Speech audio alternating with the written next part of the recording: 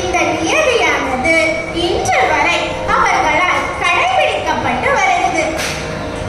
தில்லை பெண் எல்லை தாண்ட மாட்டா அப்படின்னு ஒரு பழமொழி சொல்லுவாங்க. அதாவது தீட்சிதர்கள் வீட்டு பெண் குழந்தைகளை வெளியூர்ல திருமணம் செஞ்சு கொடுக்க மாட்டாங்க. சிதம்பரம் ஊரில் இருப்பவங்களோட மட்டும்தான் திருமணம் செஞ்சு கொடுப்பாங்க. இவ்வாறாக இந்த 3000 தீட்சிதர்களும் ஒரு வரைமுறையோட வாழ்ந்துட்டு இருக்காங்க. இந்த 3000 தீட்சிதர்களோட பெருமையை பத்தி தெரிஞ்சுக்கணும்னா இத கேளுங்க. ஒரு நாள் பிரம்மா உலக நன்மைக்காக ஒரு வேள்வி செய்றாரு. அந்த வேள்விக்கு உலகில் உள்ள எல்லா இடத்திலும் இருக்கிற முனிவர்களையும் கலந்து கொள்ள அழைக்கிறாரு. அப்போ தில்லையில உள்ள 3000 தீட்சிதர்களையும் அழைக்க வாராரு பிரம்மா.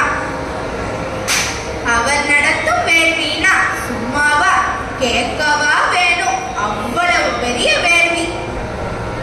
ஆனா தில்லையில வாழும் இந்த 3000 தீட்சிதர்களும் நாங்கள் இந்த வேள்வியில கலந்து கொள்ள வரமாட்டோம் அப்படிங்கிறாங்க.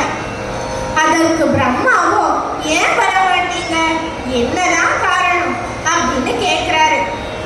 அதற்கு அவர்கள் நாங்கள் நடராஜருக்கு பூஜை பண்ணணும், அதுதான் எங்களோட வேலை அப்படின்னு அழுத்தமாக மீண்டும் மீண்டும் மறுக்கும் பொழுது வியாக்கிரவாதரும் பதஞ்சலியாரும் இணைந்து நாங்க இருவரும் நடராஜருக்கு பூஜை செய்து கொள்றோம், நீங்கள் அனைவரும் சென்று பிரம்மா நடத்தும் வேள்விய சிறப்பாக நடத்தி கொடுத்துட்டு வாங்க அப்படிங்கிறாரு.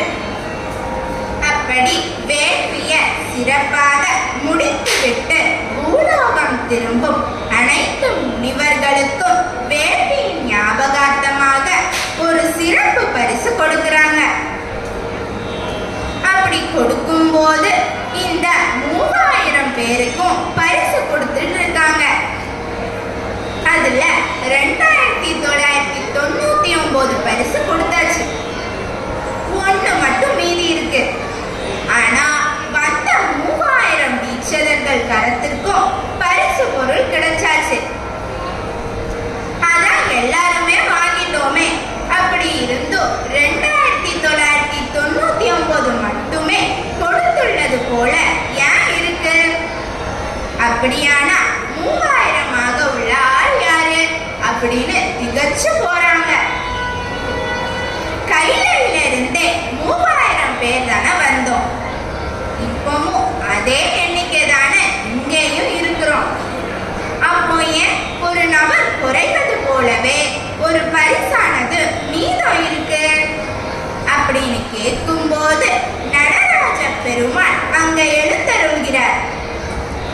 அனைவரையும் பார்த்து நடராஜ பெருமாள் சொல்றாரு, நான் தான் அந்த இன்னொருவர். எல்லோருக்கும் ஒரே ஆச்சரியம், என்னது சுவாமி இப்படி சொல்றீங்க அப்படின்னு.